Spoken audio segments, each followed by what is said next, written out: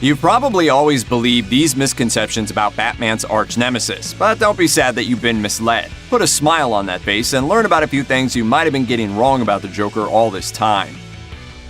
The Joker commits a lot of bizarre and horrible acts, but to write him off as being crazy might not be accurate, and might even trivialize real-life mental health issues. He's narcissistic, dangerous, and you certainly don't want to invite this guy to a dinner party. But in the 1989 graphic novel Arkham Asylum by Grant Morrison and Dave McKean, the Joker psychiatrist gives an alternative view on the villain's mental state. She doesn't believe he could necessarily even be classified as insane, instead asserting that he actually has, quote, some kind of super sanity, where his brain is constantly shifting to keep up with the sensory overload of the world around him. Unable to sort through the chaos, he instead recreates his entire personality based on his surroundings. In practice, that's mainly a clever metatextual explanation for why the Joker can go from terrifying stone-cold killer to goofy gimmicky bank robber to gleeful criminal artist, depending on which story you're reading or movie you're watching. It does, however, recast the Joker as responsible for his own horrific actions, and explains that he fully understands the fact that he hurts people. The only reason he claims to be insane is that Arkham Asylum is a whole lot easier to escape than the electric chair.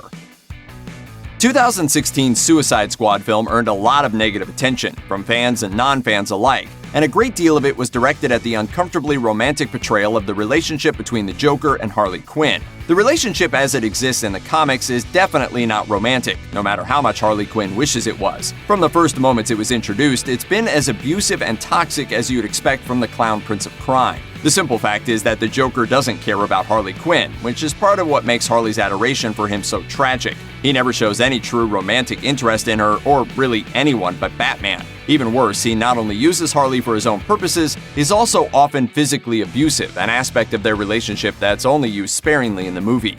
I'm not gonna kill you. I'm just gonna hurt you.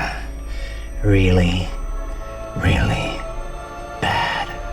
Furthermore, Joker has actively tried to kill Harley on numerous occasions, from trapping her in a rocket to handing her a bouquet of flowers stuffed with TNT. Everyone has a different idea about what constitutes romance, but explosions and electroshocks probably shouldn't be a part of it. Since his first appearance in 1940, the Joker has usually been portrayed as a man, but that's not true for every version of the character. Check your preconceptions at the door, folks. People of all genders can be criminal murder clowns these days. In the 2011 Flashpoint storyline, for example, Barry Allen, the Flash, rewrites history in an attempt to reverse his own childhood trauma and accidentally causes the whole timeline to go wrong. Aquaman and Wonder Woman are fighting a war that's destroyed Western Europe. Superman doesn't seem to exist, and one of the most shocking results of Barry's timeline tampering is that Batman isn't Bruce Wayne. Instead of Thomas and Martha Wayne being shot in Crime Alley, it's their young son Bruce who dies. The boy's death rips the Wayne couple apart. Thomas is so driven to avenge his son's death that he becomes a violent, gun-toting incarnation of Batman. And Martha, well, she snaps, becoming the Joker. The Martha Wayne Joker is every bit as sadistic and unhinged as the male version ever was. This twist also adds a disturbing new wrinkle to the Batman-Joker dynamic, with them being former lovers turned arch-enemies. Then there's Batman White Knight, a story where the Joker seemingly recovers from his insanity and attempts to clean up Gotham City by taking over its criminal population and running for city council. When he makes the big change, his sidekick is revealed to actually be a second Harley Quinn, who was far more violent and obsessive than the first, who then takes the identity of Neo Joker to replace him. Speaking of Harley Quinn, she's grown from a minor character on Batman the Animated Series into one of DC's most popular characters. She's as much a part of Joker's story as Robin is for Batman's, built around her struggle to break free from an abusive relationship taken to supervillain extremes. There's one aspect of the character that's not quite new though. Harley Quinn isn't the Joker's first sidekick, and she's not the only one he's had by a long shot. You are my number one guy.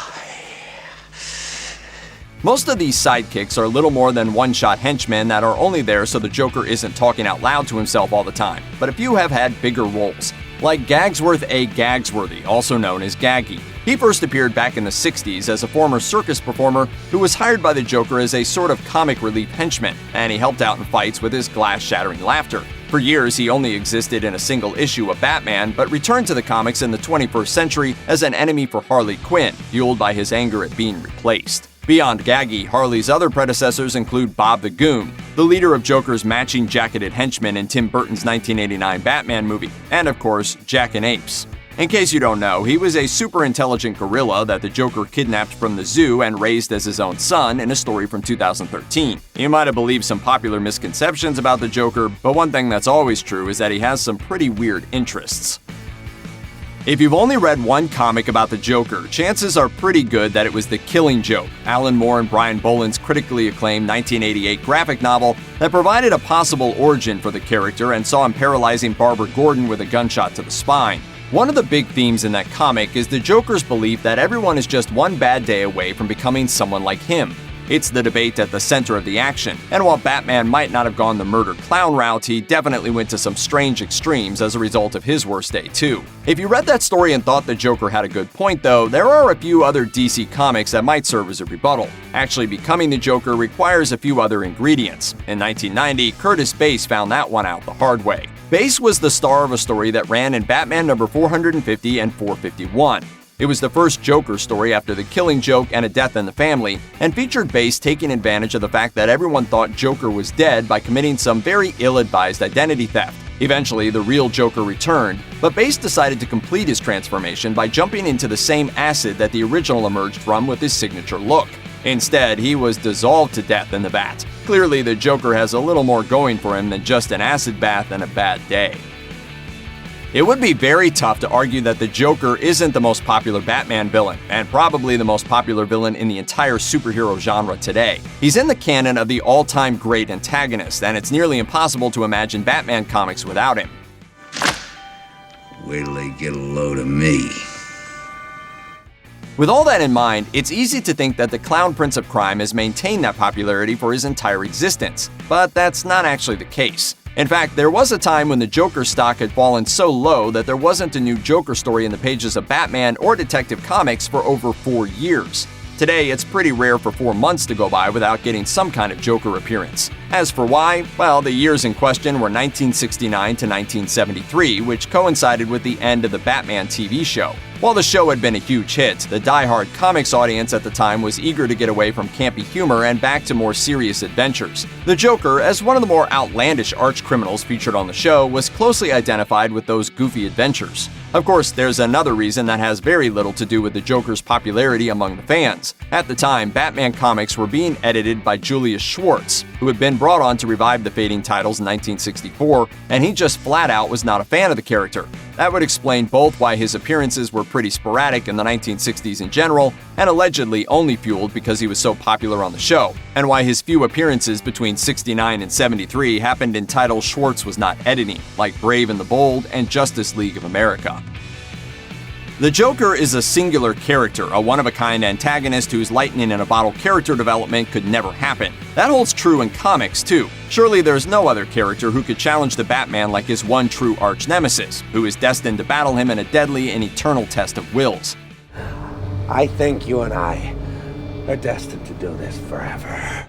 Except that's apparently not how it works. Obviously, there are different takes on the Joker, including a few knockoffs within the DC universe itself. There are international equivalents like Jarvis Poker, the British Joker for example, who served as more of a nuisance than a nemesis for the Knight and Squire, the UK equivalent of Batman and Robin. Unfortunately, he was killed by the real American Joker for the crime of diluting his brand. There was also the Alpaca, the Chinese equivalent who had been one of the top students in a government program to create that country's version of Batman before she went bad. And of course, there's also that super sanity explanation that's meant to explain why different creators often have different takes on how the Joker works while still being the same guy. Recently, however, the Justice League creative team of Jeff Johns and Jason Fabok took that idea to its literal extreme. When Batman briefly gained access to the entirety of knowledge in the known universe, he asked what the Joker's true name was. He came away knowing that there are actually 3 Jokers out there doing clown crimes. That was in 2016. In the years since, the whole thing about the Joker actually being 3 different people hasn't really been brought up again in the comics. The company seems to be saving that for Johns and Fabok's upcoming and appropriately titled series Batman 3 Jokers. But news about its release dates and content is few and far between, aside from the occasional reminder that it'll be released eventually. The Joker's clashes with Batman and the other heroes of the DC universe have made him a uniquely popular character in his own right, to the point where you might even call him beloved for certain values of love. Hubba, hubba, hubba, money, money, money, who do you trust? Me? I'm giving away free money. With that in mind, isn't there enough interest in him as a character that he could carry his own stories without involving the Dark Knight? It worked for Catwoman, right? She had multiple solo runs that lasted for years. Well, there are clearly plenty of people at Warner Brothers who think he's a strong enough character to star in his own solo film. That hasn't historically been the case. DC attempted to capitalize on the Joker's resurgence in popularity back in 1975 with The Joker, a series that followed the Joker as he got into conflicts with other Bat villains and occasionally got one over on heroes like Green Arrow and a guy with a brain injury that made him think he was Sherlock Holmes. Perhaps unsurprisingly, it got the axe only after 9 issues, which incidentally ended up with the Joker claiming that he always wanted to star in a movie. Between then and now, there's only been one other attempt at Joker headlining a title without Batman, a 2008 hardcover graphic novel with a version of the character who was close to, but not quite the version that moviegoers had loved in The Dark Knight. That's it, the sum total of Joker's solo stories. Maybe this time they'll have better luck. Check out one of our newest videos right here. Plus, even more grunge videos about your favorite stuff are coming soon. Subscribe to our YouTube channel and hit the bell so you don't miss a single one.